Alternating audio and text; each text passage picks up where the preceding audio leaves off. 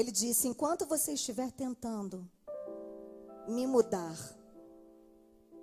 o Espírito Santo continuará na arquibancada apenas assistindo sua falta de sabedoria.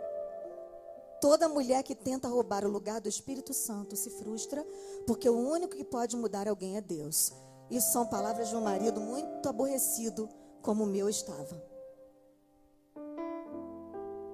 Eu sou casada há 19 anos. Aos 17 anos eu comecei a namorar com um rapaz que eu vinha descobrir que era viciado em drogas. Só que ele era filho do pastor. E eu pensava, não é possível que o filho do pastor esteja passando por uma crise como essa. Deve ser algum engano. E fui esticando, e fui levando, e fui caminhando, e fui me apaixonando cada vez mais, até que um dia não deu mais. A verdade veio à tona. Ele me confessou tudo, que ele era viciado há anos em cocaína e maconha. Só que a essa altura nós já estávamos fazendo planos para casar. E eu falei, eu vou encarar isso, ele vai mudar, eu vou conseguir mudar o meu noivo, o meu namorado, o meu noivo, eu vou conseguir. Eu sei que se ele me amar o suficiente, eu vou estar do lado dele e eu vou conseguir que ele mude. E queridas, acreditem, eu tentei de todas as formas, mas não consegui. E entre idas e vindas, nós namoramos e noivamos e nos casamos em 5 anos aproximadamente. Perto do casamento, o Odilon teve uma libertação momentânea. Eu tive todas as confirmações que você possa imaginar de Deus para eu me casar com o Odilon. E o Senhor sempre dizia, Ele vai fazer a obra junto com você, Ele vai viajar com você, Ele vai ser um pastor. Eu tenho uma promessa na vida dele, eu me agarrei nessa promessa. Eu não aconselho ninguém aqui a namorar, nenhum viciado, ou dar continuidade a um namoro com uma pessoa com problemas dessa natureza. Mas eu especificamente tive uma direção de Deus, e eu já estava envolvida com ele. Nós nos casamos no dia 9 de dezembro de 1995. E eu lembro muito bem que naquele dia eu fiquei com medo que ele não fosse. Porque ele tinha tido uma recaída semanas antes do meu casamento. E nós nos casamos, fomos viver a nossa vida. E na primeira semana de casamento, ele olhou para mim e disse assim: Êxola, você quer continuar casada comigo? Então eu quero te dizer uma coisa, olha bem nos meus olhos. Eu nunca vou largar a cocaína. Eu já tentei durante todos esses anos da minha vida. Já faz 10 anos que eu vivo assim. Minha mãe já orou por mim, tudo quanto é pastor já orou por mim. Eu já passei por casa de recuperação. E não adianta, que eu não vou conseguir. Se você quiser ser a minha esposa, você vai ter que se conformar com isso. Durante todos os dias, queridas, do meu primeiro ano de casamento, o meu marido chegou em casa 3 horas da manhã, 4 horas da manhã. Tinha dia que eu sofria tanto, que eu chorava tanto, que eu vomitava, eu passava mal, sozinha dentro de casa. Mas alguma coisa me fortalecia, e era o Espírito Santo, para que eu não fosse correndo para a casa dos meus pais contar para eles. Porque eu pensava assim, quando meu marido for liberto, o meu pai e a minha mãe não podem estar contaminados. Eles precisam aceitar o meu marido liberto. E não podem ter ressentimentos. Então eu não vou contar para eles o que eu estou passando. Embora eles soubessem e estivessem orando para mim em segredo, orando por mim em secreto. Os pais do Odilon, os meus pais e todos os meus intercessores, eu não falava com ninguém. Eu tinha uma amiga com quem eu me abria, que era a irmã Sara, uma mulher mais velha, uma mulher experiente, que já havia sofrido muito na sua vida, no seu casamento, e ela sabia exatamente o que eu estava passando, e eu ligava para ela nas madrugadas, e ela só largava o telefone quando o Odilon entrava a porta dentro. Tinha vezes que eu dizia, Espírito Santo, me revela onde ele está. Porque eu sinto que ele vai morrer.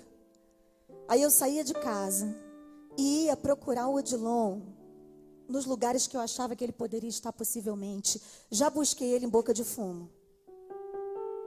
Já busquei ele na casa de amigos onde ele estava ali passando a noite cheirando como um animal.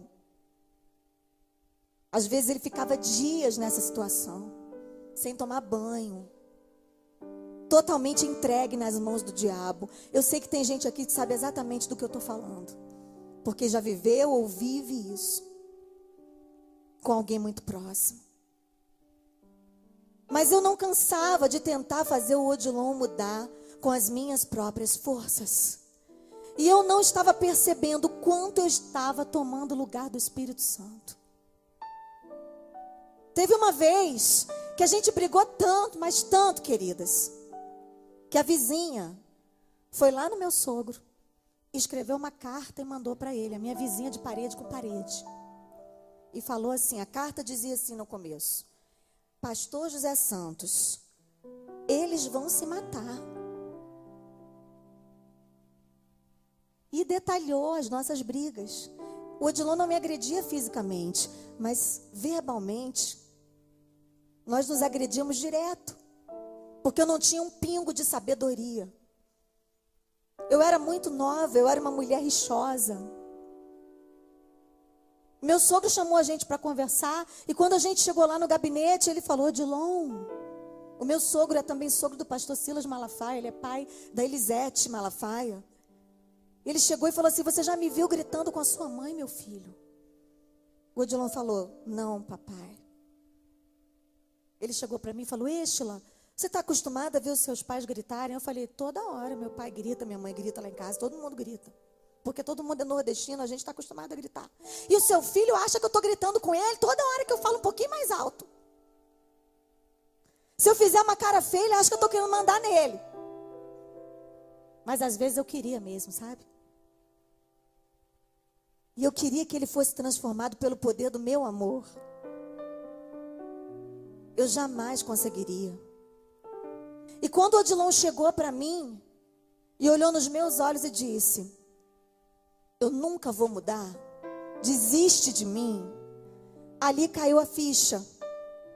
Ali eu entendi que definitivamente eu não tinha mais armas para usar naquela batalha. Não minhas, não armas naturais, não armas que eu estivesse usando até então. Que eu precisaria buscar essas armas em Deus. Ali o Espírito Santo me mostrou tudo. E eu entendi que para trazer o céu para dentro da minha casa, eu precisaria ser a adoradora que Deus me chamou para ser. Porque até então, eu era apenas uma cantorinha, que subia nos púlpitos para cantar bonitinho, mas não vivia de fato o que eu cantava. Porque um verdadeiro adorador, ele traz o céu para dentro da sua casa. E não existem cadeias que resistam a uma verdadeira adoração. Não por muito tempo.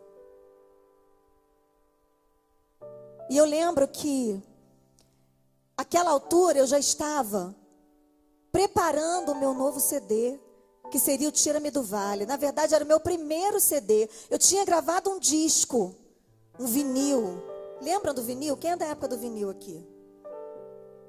Pois é, eu também sou.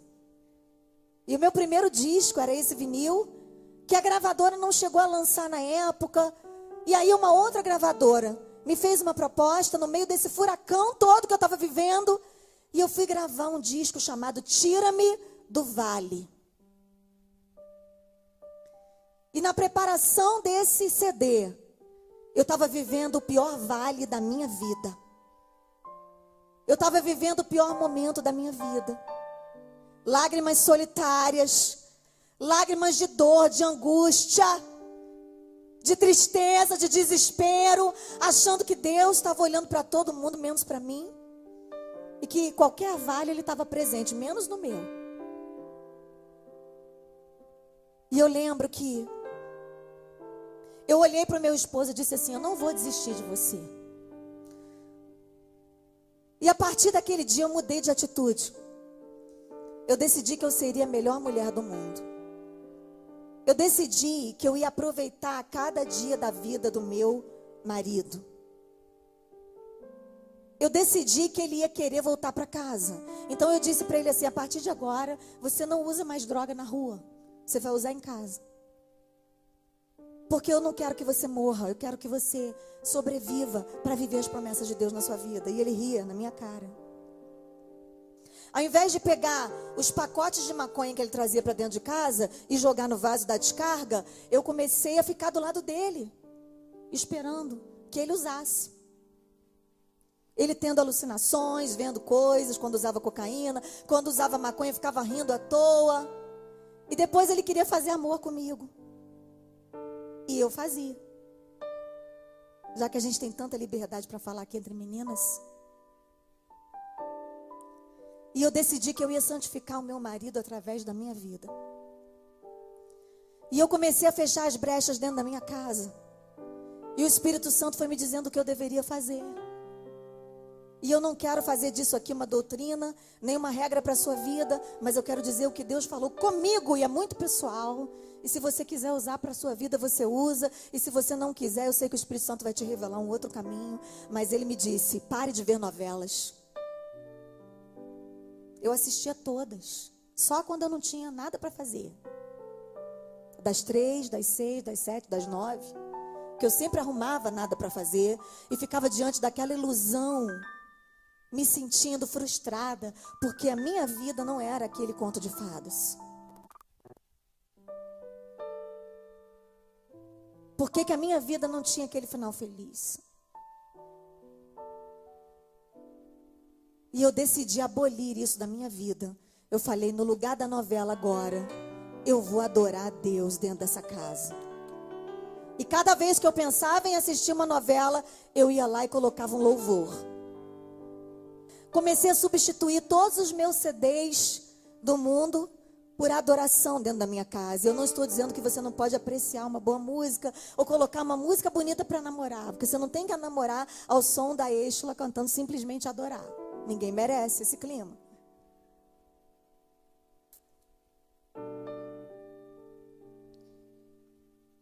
Mas existem batalhas na nossa vida e momentos nessa batalha em que nós precisamos nos revestir de todas as armaduras. E nós não podemos nem um minuto vacilar, tosquenejar, distrair, sabe? E eu ficava distraída com essas coisas.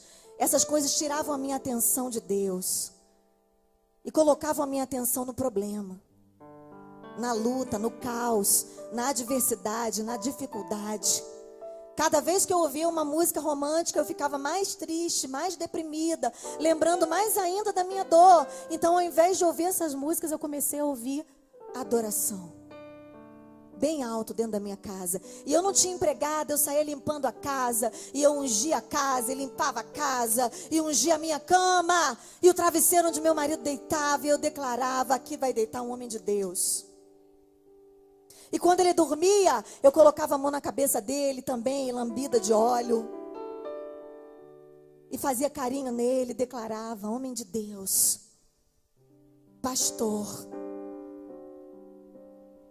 liberto. Deus vai cumprir as promessas na sua vida. E eu comecei a mudar de atitude. E o meu olhar mudou. Porque eu tirei os olhos da minha dor e comecei a olhar só para Jesus.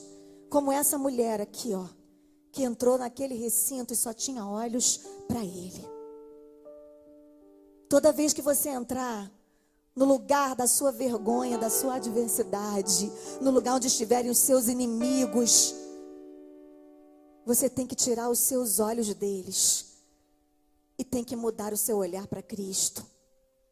E quando você fizer isso, minha querida, a sua perspectiva vai mudar também. Você vai começar a ver o mundo de uma forma diferente. Os seus sonhos vão florescer outra vez. Você vai ter capacidade de acreditar naquilo que Deus prometeu a você. Eu já estava sem fé nas promessas. Eu já não tinha mais fé em nada do que Deus tinha dito. Tudo aquilo que Ele tinha falado sobre o meu casamento estava afundando pelo esgoto. Até que eu percebi que Deus não mente. Nele não há mudança nem sombra de variação. Quando eu comecei a adorar a Deus, Ele começou a se revelar a mim, como Ele fez com essa mulher. Ele olhou para ela e disse: você é especial, olha aqui, eu estou dando atenção para você, tá vendo? Porque Deus sempre dá atenção para uma adoradora. Não adianta quererem se meter com a adoradora. Não adianta quererem se levantar, porque existe um Deus que nos defende. Ele nos defende diante dos homens. Ele nos defende diante dos demônios. Ele ama falar bem de nós. Naquele momento eu creio que os céus se moveram em meu favor. E eu comecei a sentir novas forças. E eu fui para o estúdio botar a voz na canção Tira-me do Vale. E lá no estúdio já fazia mais de um ano que eu estava casada nessa situação. Lá no estúdio eu me tranquei no banheiro. Me ajoelhei e falei: Senhor, eu não aguento mais, eu já estou no meu limite. Já faz 7 anos, desde que eu comecei a namorar o Odilon, que eu sofro com essa situação. Toda a minha juventude tem sido marcada por isso. Eu não posso mudar o meu passado, mas, Senhor, o meu futuro ainda está intacto. Está nas Tuas mãos, Deus, e eu quero viver as Tuas promessas. Eu vou cantar agora, tira-me do vale, mas eu preciso que o Senhor me tire desse vale. Eu preciso viver isso que eu estou cantando. E eu fui lá para o estúdio, gravei, fui para casa, e quando eu cheguei lá, mais uma vez, o Odilon não estava. Eu esperei até 3 horas da manhã. E quando ele chegou, ele correu porta dentro, se ajoelhou no pé da minha cama e disse para mim: Êxila, bota a mão na minha cabeça e faz uma oração por mim. E diz para Deus que Ele pode me levar se Ele não me transformar. Mas eu não quero continuar desse jeito. Eu não aguento mais. Enquanto eu estava orando lá no estúdio, o Senhor estava movendo tudo lá na favela, no morro onde ele estava. Teve tiroteio, teve bala para tudo que é lado. Ele se viu no meio do caos. Ele já tinha passado por isso várias vezes, inclusive comigo do lado. Mas dessa vez, o Espírito Santo falou com ele de uma forma diferente. Porque eu saí da frente e deixei Deus ser Deus na vida dele. Enquanto eu tentei tomar o lugar na vida do meu marido, o Espírito Santo ficou na arquibancada assistindo. Na hora em que eu decidi que eu ia sair da frente de Deus, ia ser auxiliadora idônea e fiel que o Senhor tinha me criado para ser, Deus fez a obra. Eu saí dali, fiz a oração de entrega, foi uma das orações mais difíceis que eu já fiz na minha vida. Entreguei o meu marido para Deus, o amor da minha vida. E eu sabia que aquela oração era real. Que se ele não fosse transformado, o Senhor o levaria. Porque Deus já havia falado comigo. Mas eu cria que o Senhor podia me surpreender. Você crê que Deus pode te surpreender? Você ainda crê nisso? Se você não crê, hoje Ele vai renovar a tua esperança.